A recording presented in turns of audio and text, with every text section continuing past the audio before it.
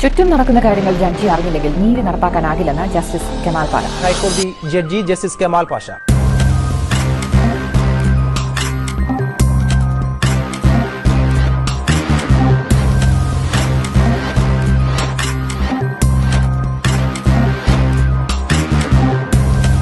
രാജാവ് മഗ്നനാണെന്ന് വിളിച്ചു പറയാൻ ആരെങ്കിലുമൊക്കെ വേണ്ടത്.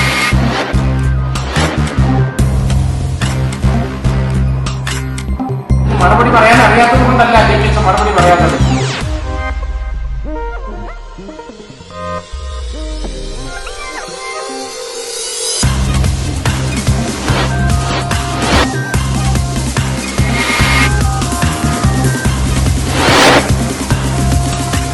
ശബ്ദമില്ലാത്തവരുടെ ശബ്ദമായി ഞാൻ നിങ്ങളിലേക്ക് വരുന്നു.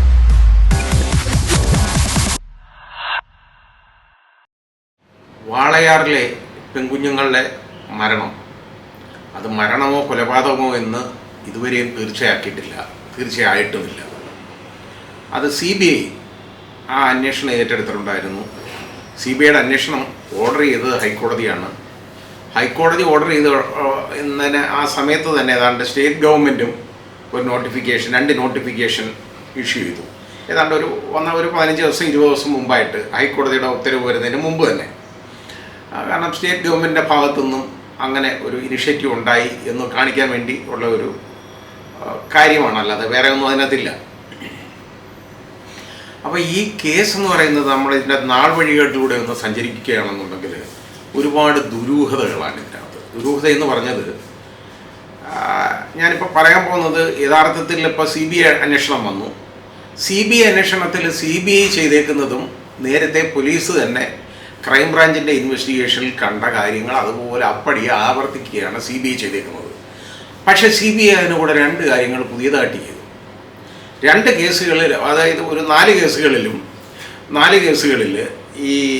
ഈ കുട്ടികളുടെ മാതാവ് അവരെ ഭാഗ്യവതി അവരെ 2ാം പ്രതിയായിട്ടും അവരുടെ 2ാം ഭർത്താവ്, അതായത് ഈ കുഞ്ഞുങ്ങളുടെ സ്റ്റെപ്പ് ഫാദർ, രണ്ടാനച്ഛൻ, അയാളെ 3ാം പ്രതിയായിട്ടും ഉൾപ്പെടുത്തിയിട്ടുണ്ട്.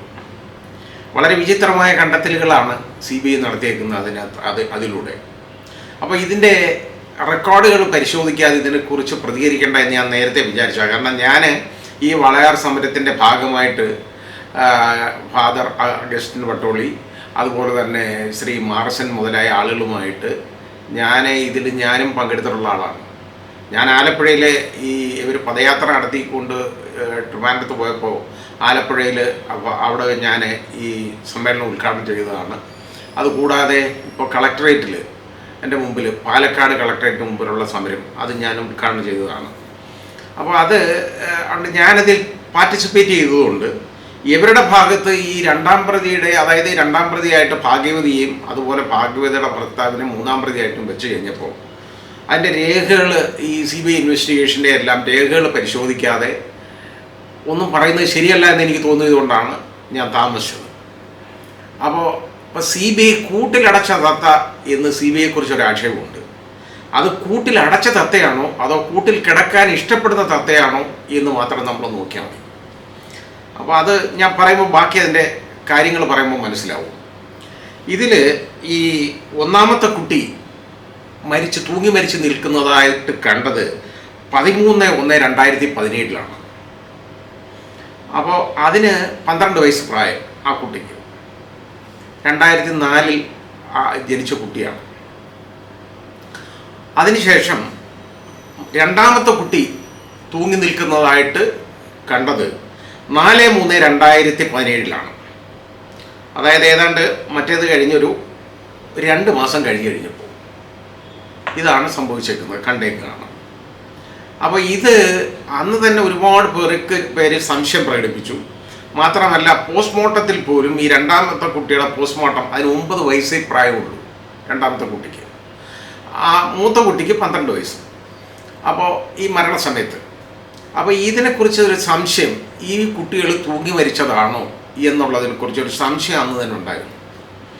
ഈ 2ാമത്തെ കുട്ടി, ഈ ആദ്യത്തെ കുട്ടിയുടെ മരണം ആദ്യം കാണുന്നത് 2ാമത്തെ കുട്ടിയാണ്.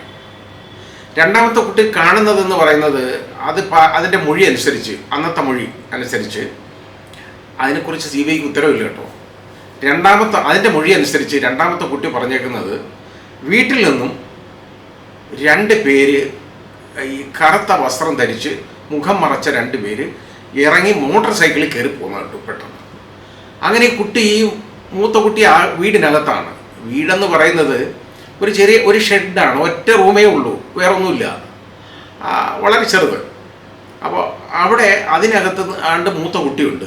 അങ്ങനെ ഇത് ഓടിപ്പോയി മൂത്ത കുട്ടി നോക്കിയപ്പോൾ ഇതിങ്ങനെ തൂങ്ങി നിൽക്കുന്ന ഇതിങ്ങനെ കളിപ്പിക്കാൻ നിൽക്കുകയാണെന്നാണ് ഈ കുട്ടിക്ക് ആദ്യം മനസ്സിലായത്. അറിഞ്ഞൂടാ, അതുപോലും അറിയാത്ത കുട്ടിയാണ്.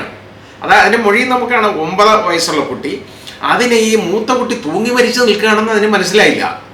ഇതിനെ കളിപ്പിക്കാൻ അവിടെ ഏതോ തൂങ്ങി നിൽക്കുന്നത് പോലെ തോന്നിയിട്ട് അതിൻ്റെ കാലിൽ പിടിച്ചു. അന്നേരം അവൻ മനസ്സിലായി ഇതിന് അനക്കമില്ല, മരിച്ചതാണെന്ന്. ഇതാണ് ആദ്യത്തെ അതിൻ്റെ മൊഴി. അപ്പോൾ നമ്മൾ തിരിച്ചറിയേണ്ട ഒരു കാര്യം, ഈ രണ്ടാമത്തെ കുട്ടിക്ക് ഒരു തൂങ്ങി മരണം എന്താണെന്ന് പോലും മനസ്സിലാക്കാനുള്ള കഴിവില്ലാത്ത പ്രായമാണത്, മനസ്സിലാക്കണം. മൂത്ത കുട്ടിക്ക് യഥാർത്ഥത്തിൽ അതിന് ഈ രണ്ടാമത്തെ കുട്ടിയെ കഴി നീളമുണ്ട്. രണ്ടാമത്തെ കുട്ടി എന്ന് പറയുന്നത് അതിന് 22 കിലോയെ തൂക്കമുള്ളൂ. ഈ രണ്ടാമത്തെ പെൺകുട്ടിക്ക് മരിച്ചുപോയതിന്, അത് മരിച്ചുപോടുകയോ കൊല്ലപ്പെടുകയോ ചെയ്തതിന്. ഈ മൂത്ത കുട്ടിക്ക് 42 കിലോ തൂക്കമുണ്ട്. ഇതിനെ കഴിവ് ഉയരവുമുണ്ട്. ഈ രണ്ടാമത്തെ കുട്ടിക്ക് 129 സെൻറ്റിമീറ്ററേ ഉള്ളൂ അതിൻ്റെ നീളം. അത് വളരെ ഇമ്പോർട്ടൻ്റ് ആണ്. അതുകൊണ്ടാണ് ഞാൻ ഈ 129 സെൻറ്റിമീറ്ററിൻ്റെ കാര്യം പറയാൻ കാരണം. അപ്പോൾ ഇത് തൂങ്ങി മരണമാണോ അതോ കെട്ടിത്തൂക്കി കൊലപ്പെടുത്തിയേക്കുകയാണോ എന്നുള്ള ഒരു സംശയം എല്ലാവരിലും വന്നു. ആ സംശയത്തിൻ്റെ അടിസ്ഥാനത്തിൽ തന്നെയാണ് യഥാർത്ഥത്തിൽ സെഷൻസ് കോടതി ആദ്യം ഈ പ്രതികളെല്ലാം വെറുതെ വിട്ടു. ആ കേസിനകത്ത് 235(1) അനുസരിച്ച് CRPC അനുസരിച്ച് വെറുതെ വിട്ടു. അതിനു മുമ്പ് ഈ കേസിലെ കാര്യങ്ങളിലൂടെ ഞാൻ പറയാം. അതായത് മൊത്തം 4 കേസുകളായിരുന്നു രജിസ്റ്റർ ചെയ്തത്. ഒന്നാമത്തെ കേസെന്ന് പറയുന്നത് സെഷൻസ് കേസ് 1108/2017. അത് ഫസ്റ്റ് അഡീഷണൽ സെഷൻസ് കോടതിയിലാണ്, പാലക്കാട് പോക്സോ സ്പെഷ്യൽ കോടതിയിൽ.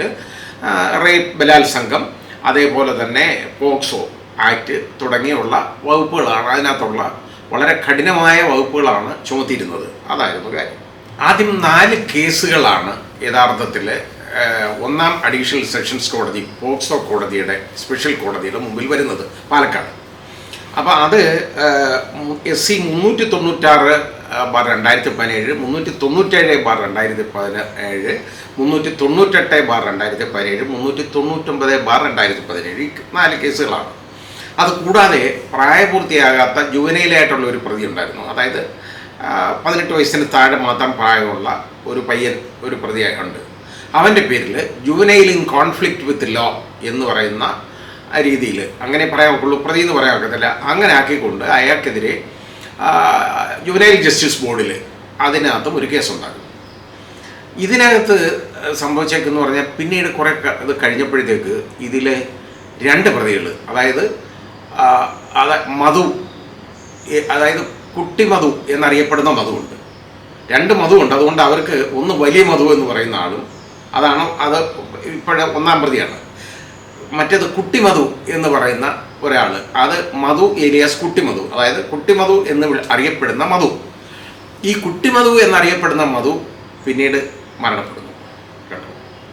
2 ആത്മഹത്യകളാണ് ഉണ്ടാകുന്നത്.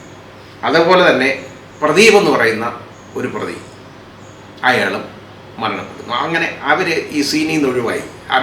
അവരുടെ പേരുള്ള ചാർജ് അബേറ്റ് ചെയ്തു പോയി എന്ന് നമ്മൾ പറയും, മരിച്ചു പോയത്.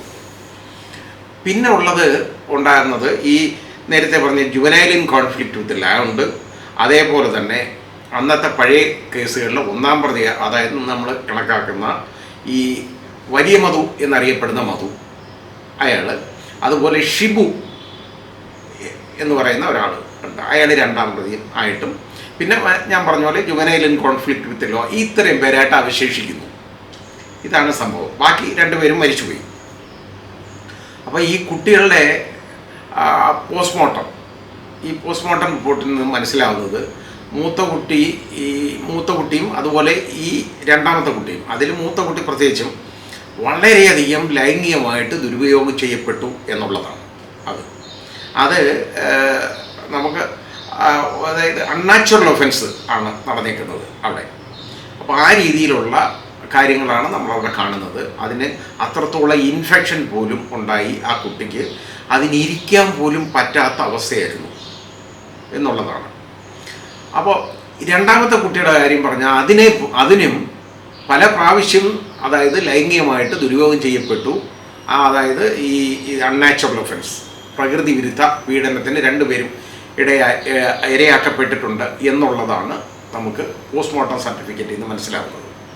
അപ്പോൾ രണ്ടാമത്തെ കുട്ടിയുടെ പോസ്റ്റ്മോർട്ടം സർട്ടിഫിക്കറ്റിൽ വ്യക്തമായിട്ട് ഫോറൻസിക് സർജൻ ഒരു കാര്യം പറഞ്ഞിട്ടുണ്ട്.